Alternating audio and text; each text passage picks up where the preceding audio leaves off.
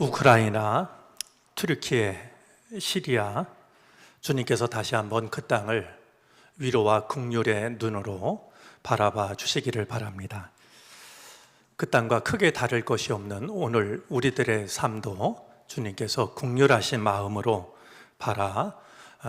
바라봐 주시기를 바랍니다. 오늘 시온 찬양대 찬양에 감사드립니다. 오늘부터 김종균 권사님께서 시온 찬양대 지휘를 맡게 되었습니다. 찬양에 있어서나 믿음에 있어서나 복된 만남이 되어지기를 바라고 이 모든 일들을 통해서 주님만이 영광을 받으시기를 바랍니다. 오늘이 절기로는 우수입니다. 대동강 얼음장이 녹는다라는 그날인데 대동강 얼음장만 녹는 것이 아니라 우리 마음속의 응어리들도 모두 녹아내렸으면 좋겠습니다.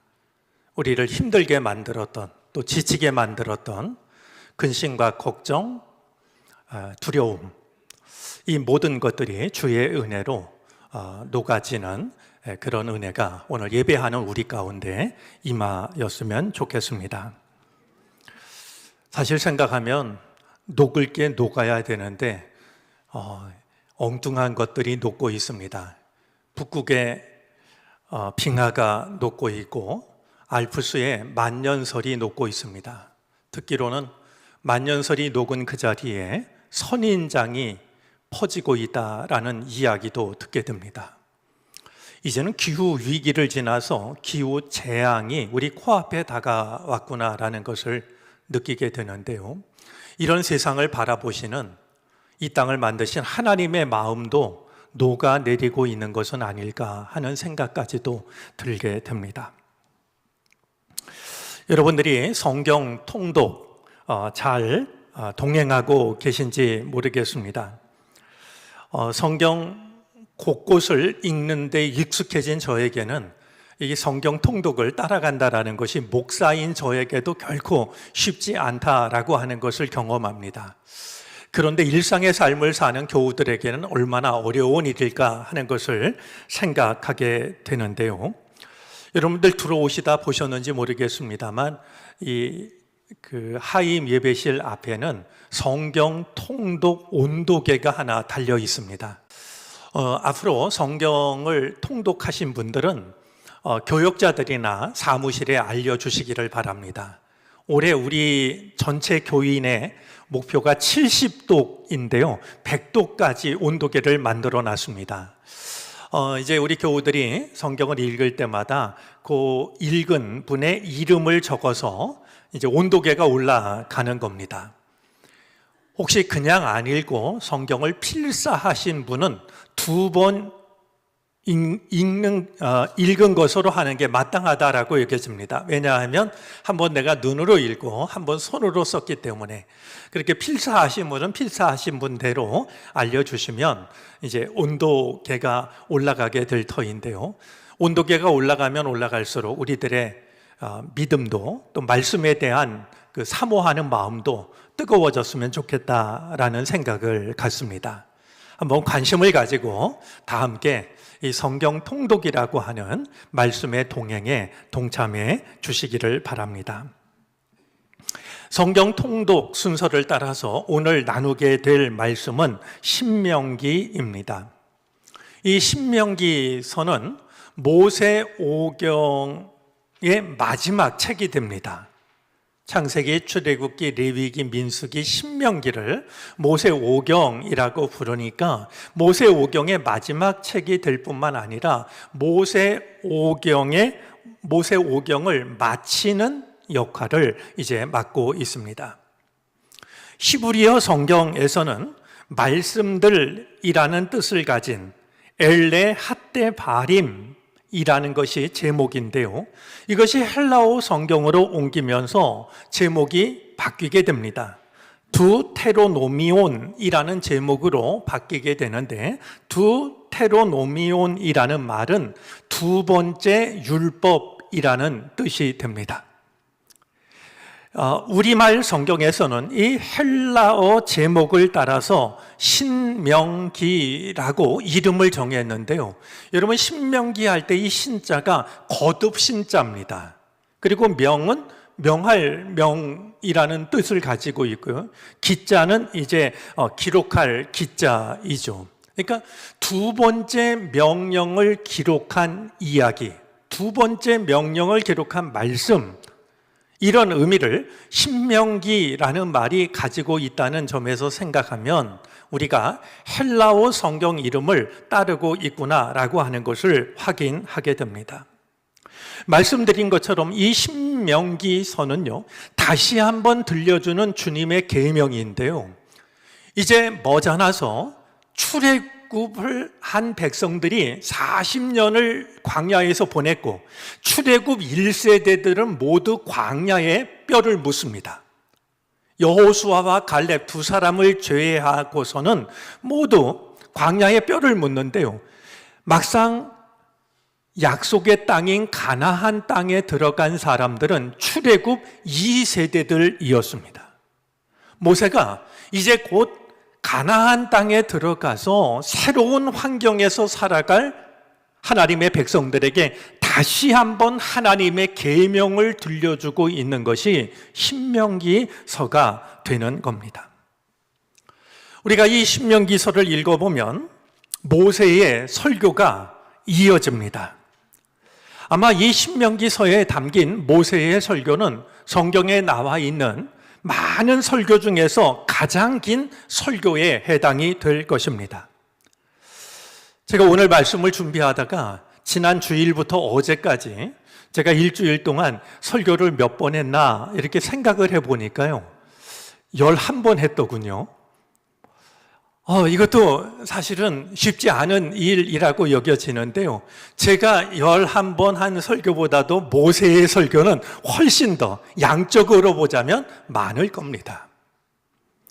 사실은 이 모세의 설교와 비교를 하면은요, 설교의 분량뿐만이 아니라 간절함에 있어서는 감히 모세의 마음에 미치지 못한다 라는 생각을 갖게 됩니다.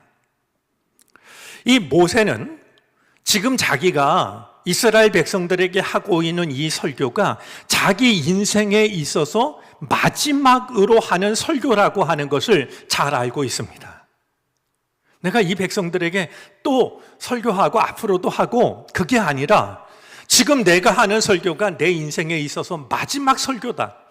그러니 얼마나 간절한 마음으로 말씀을 전했겠습니까? 논어에도 이런 구절이 있습니다.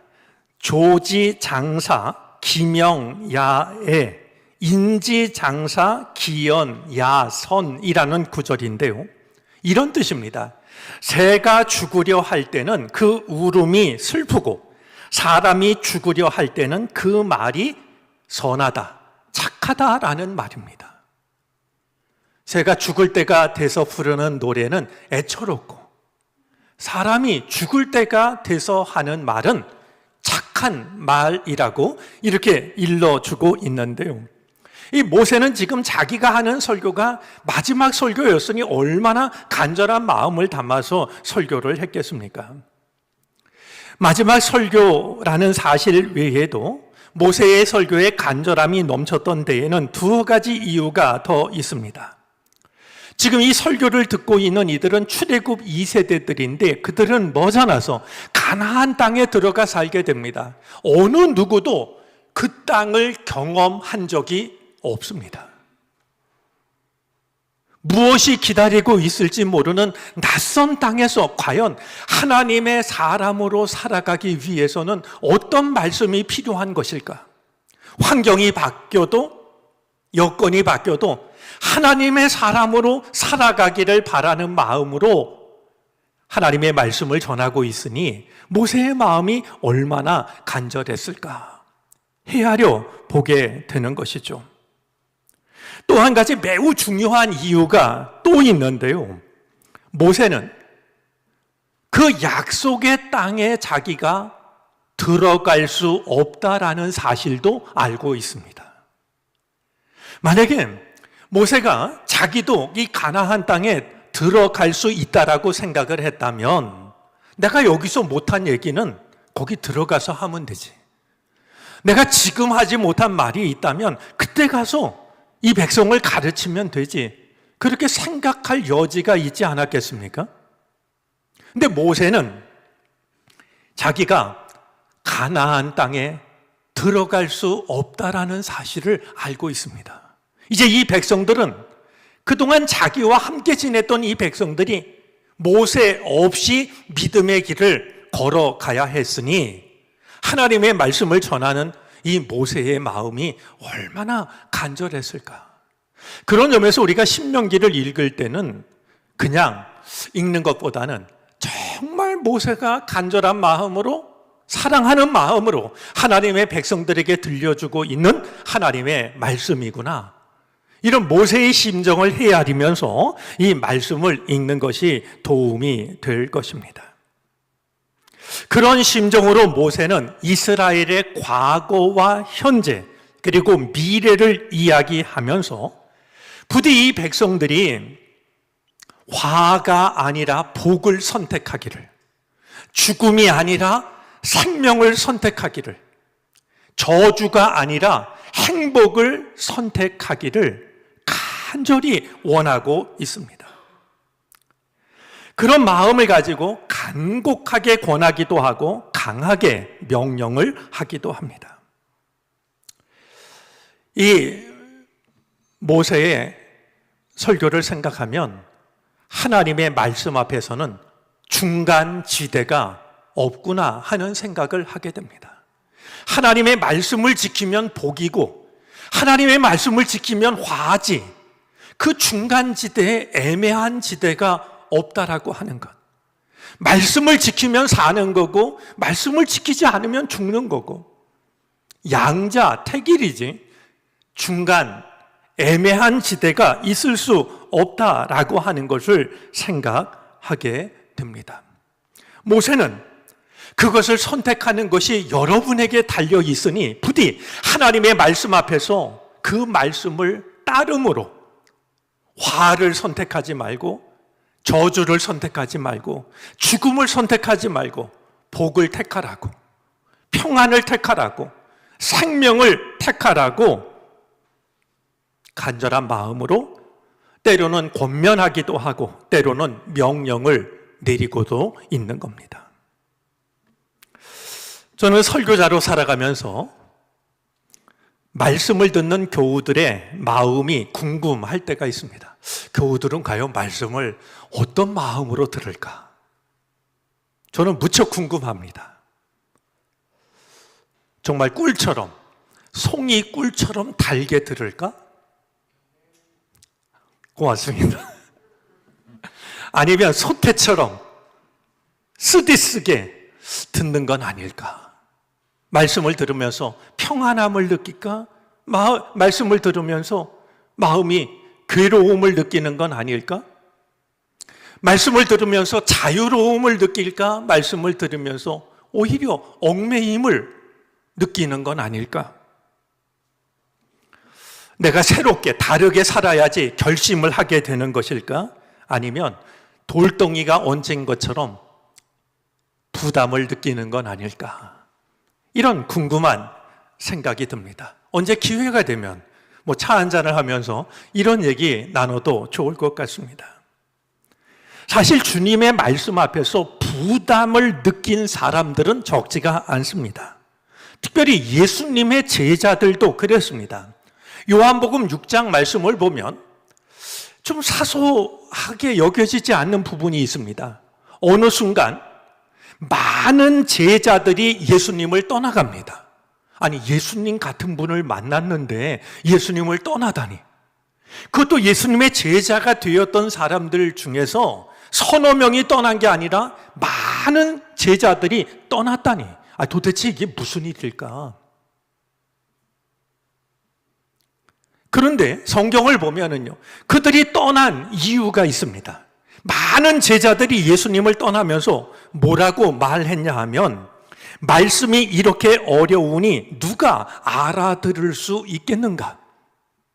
여러분, 이 말을 지금 누구한테 하냐 하면 예수님한테 합니다. 여러분, 예수님처럼 말씀을 어린아이도 학교에 가본 적이 없는 사람도 잘 알아들을 수 있도록 재미있고 쉽게 전해주신 분이 누가 있겠습니까? 저는 좀 표현이 어색합니다만 최고의 이야기꾼은 저는 예수님이라고 생각합니다. 누구라도 알아듣고 알아듣기 쉽게, 기억하기 쉽게, 내가 들은 말씀을 집에 가서 다른 사람들한테 이야기해 줄 수 있기 쉽게 그렇게 말씀을 들려주신 분이 예수님인데요. 제자들은, 그것도 많은 제자들은 말씀이 이렇게 어려우니 누가 알아들을 수 있겠는가 투덜거리면서 예수님으로부터 떠나갑니다. 사실 그들은 말은 그렇게 했지만 사실은 말씀을 따르기가 싫었던 겁니다. 왜냐하면 이렇게 말한 때가 언제냐 하면은요, 예수님께서 고난을 받으셔야 한다라고 하는 것. 내가 걸어가는 길이 영광을 받기 위한 길이 아니라 십자가의 길이라는 것을 이야기하기 시작하셨을 때입니다. 이분을 따라가면 성공이 보장될 줄 알았는데 어쩌면 고난이 기다리고 있을지도 모른다는 생각을 하게 된 많은 제자들이 더 늦다가는 큰일 났겠군. 아마 그런 심정으로 돌아선 것이 아닐까 짐작이 됩니다. 그렇게 많은 제자들이 떠나가고요, 남아있는 12 제자들에게 예수님이 질문하셨던 것이 있습니다. 너희도 가려느냐? 이 말씀을 하실 때 예수님의 마음이 얼마나 아프셨을까? 얼마나 외로우셨을까? 너희도 가려느냐? 참 주님의 그 한마디 말씀을 읽는 마음이 먹먹해집니다. 이렇듯 주님의 말씀을 부담으로 여겼던 사람들은 예수님의 제자들만 있었던 것이 아니라 구약 시대에도 있었습니다. 예레미야서에 담겨져 있습니다. 하나님께서 예레미야를 통해서 아주 강하게 말씀하시는 것이 있는데요, 부담이 되는 주님의 말씀이라는 말을 다시는 입 밖에 내지 말라고, 그 말을 쓰는 사람에게는 그 말이 정말로 그에게 부담이 될 것이라고 예레미야를 통해서 말씀합니다. 하나님의 말씀을 두고 부담이 되는 말씀이라는 말은 꺼내지도 말아라. 만약에 그 말을 하면 정말 그 말씀이 너희들에게 정말 부담이 될 거다. 여러분, 사실 이 말씀은요, 일종의 언어 유희입니다. 왜냐하면 히브리어로요, 말씀이라는 말이 마사라는 말인데요, 이 마사라는 말에는 말씀이라는 뜻만 있는 게 아니라 부담이라는 의미도 있습니다.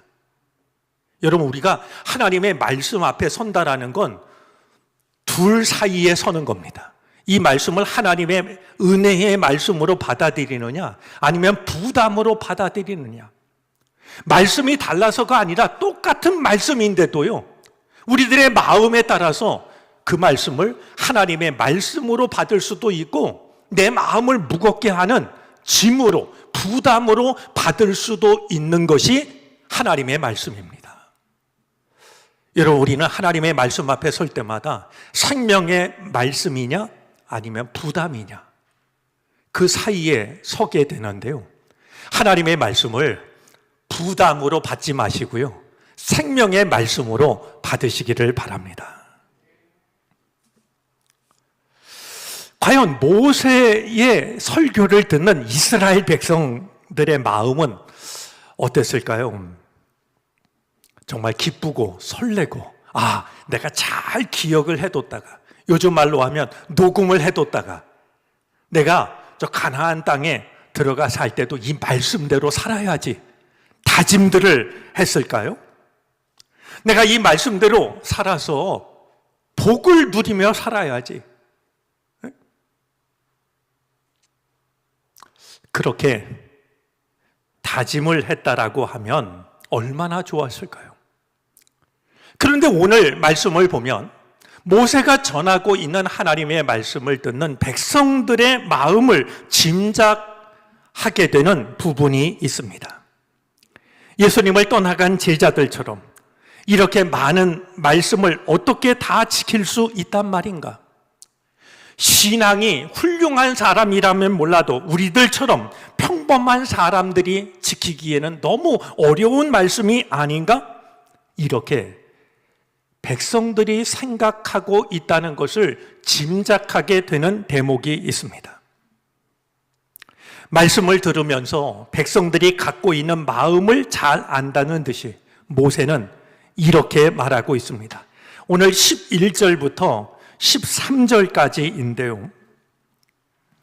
내가 오늘 네게 명령한 이 명령은 네게 어려운 것도 아니요 먼 것도 아니라 하늘에 있는 것이 아니니 네가 이르기를 누가 우리를 위하여 하늘에 올라가 그의 명령을 우리에게로 가지고 와서 우리에게 들려 행하게 하랴 할 것이 아니요 이것이 바다 밖에 있는 것이 아니니 네가 이르기를 누가 우리를 위하여 바다를 건너가서 그의 명령을 우리에게로 가지고 와서 우리에게 들려 행하게 하랴 할 것도 아니라. 하나님의 말씀은 하늘 위로 올라가야 만날 수 있는 말씀도 아니고 바다를 건너가는 사람만 들을 수 있는 말씀도 아니라고 하는 것입니다. 그러면 과연 하나님의 말씀은 어디서 어떻게 만날 수 있고 들을 수 있는 것일까요? 모세가 이어서 참 놀랍고도 고마운 말을 하고 있는데요. 14절 말씀입니다. 우리 14절을 다시 한번 한 목소리로 같이 한번 읽어보겠습니다. 오직 그 말씀이 네게 매우 가까워서 네 입에 있으며 네 마음에 있은즉 네가 이를 행할 수 있느니라. 아멘. 여러분, 이 본문을 새번역 성경에서는 이렇게 번역했습니다. 하나님의 명령은 아주 가까운 곳에 있습니다. 여러분의 입에 있고 여러분의 마음에 있으니 얼마든지 실천할 수 있습니다. 공동 번역입니다.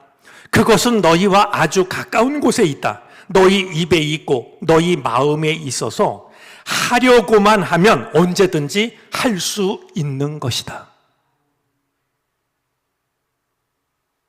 메시지 성경은 좀 더 생동감 있게 이 말씀을 번역을 했습니다.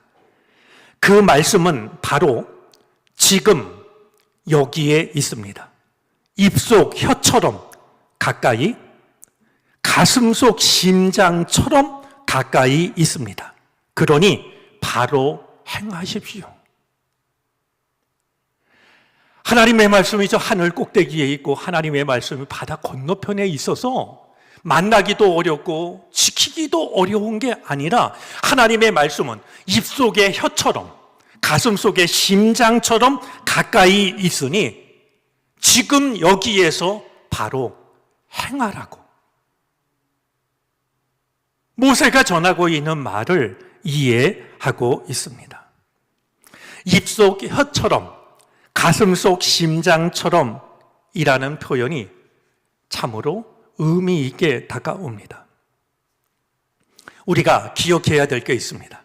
하나님의 말씀을 너무 먼 곳에서 찾으려고 하는 것은, 하나님의 말씀을 무조건 어렵게만 여기는 것은 일종의 말씀으로부터의 도망, 도피일 수 있다는 사실입니다. 공부를 오랫동안 해야, 책을 수십 권을 읽어야, 기도를 수십 시간 해야 하나님의 말씀을 알 수 있는 것이 아니라는 겁니다. 하나님의 말씀은 우리의 가슴속 심장처럼 가까운 곳에 있습니다. 여러분, 우리는 심장이 우리와 얼마나 가까운지를 의식하지 못합니다. 나 자신과의 거리를 느끼지 못할 만큼 심장은 우리와 가까운 곳에 있습니다. 나도 모르게 운동을 하면서 나를 살아있게 하는 것이 심장입니다.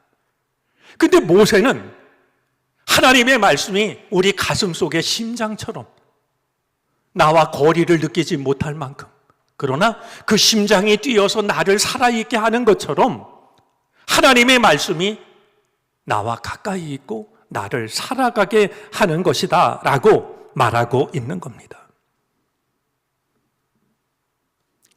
마음의 귀를 기울이면 우리는 하나님의 음성을 들을 수 있습니다. 천둥 소리 같은 말씀만 기대하지 마시고 마음에 귀를 기울인다면 가슴속 심장처럼 가까웠던 하나님의 말씀이 내게 말씀하시기 시작할 겁니다. 하나님의 말씀은 우리 혀에도 담겨 있습니다. 우리가 늘 말을 하고 사는 것처럼 하나님의 말씀은 언제나 늘 우리와 함께 하십니다. 그런 점에서 우리가 하는 모든 말에 하나님의 뜻이 담겨야 됩니다. 여러분, 내가 하는 말을 들으면서 내 말을 듣는 누군가가 내가 하는 말을 하나님의 음성처럼 들을 수 있다면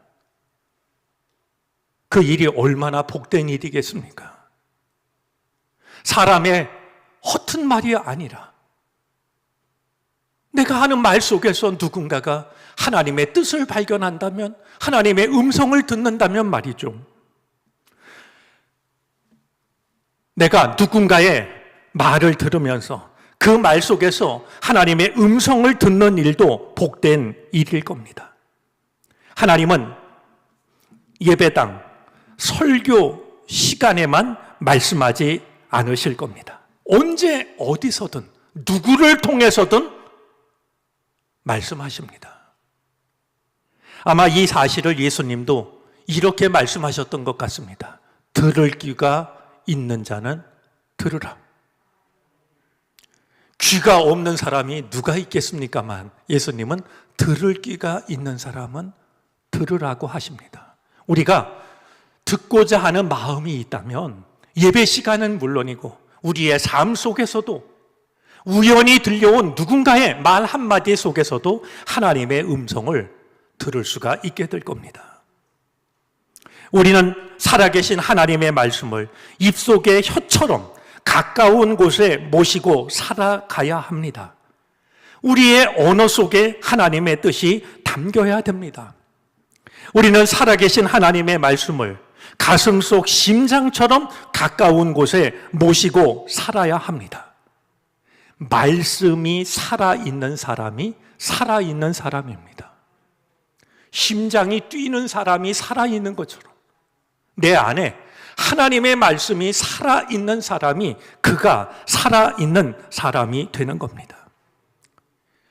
이렇듯 하나님의 말씀을 가까이 따르게 될 때 우리가 인생을 살아가며 만나게 되는 수없는 갈림길 앞에서 우리는 화가 아니라 복을 선택하게 될 겁니다.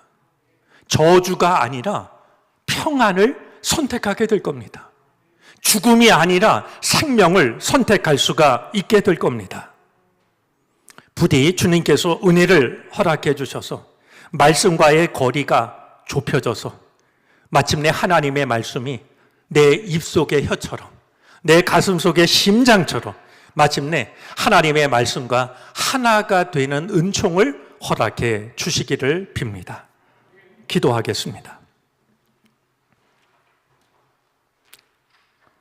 말씀으로 우리를 찾아오시는 주님, 말씀으로 우리를 이끄시는 주님, 주님의 말씀이 입속의 혀처럼 가슴속의 심장처럼 가까운 곳에 있음을 잊지 않게 도와주옵소서. 가까이 계신 주님의 뜻을 따름으로 복을 선택하게 하옵소서. 말씀이 육신이 되어 우리를 찾아오신 예수 그리스도의 이름으로 기도를 드립니다.